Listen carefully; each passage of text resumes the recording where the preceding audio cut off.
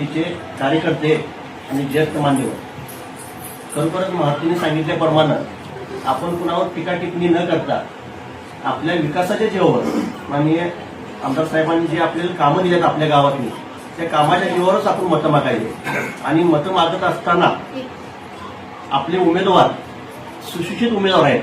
इथून पुढे सुद्धा या उमेदवारांना आपण मतदान केलं की जनतेमध्ये हे असले पाहिजे की बाबा ज्या उमेदवारांना आपण निवडून देणार आहे ते उमेदवार भविष्यात आपलं आणि काय भलं करतील गावचं, आणि ते नक्कीच या उमेदवारामध्ये आहे.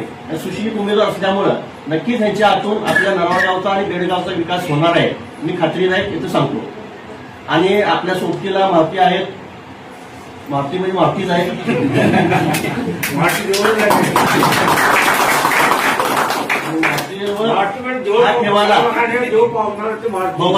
त्यामुळे काय आपल्याला इथं काय अडचण नाही.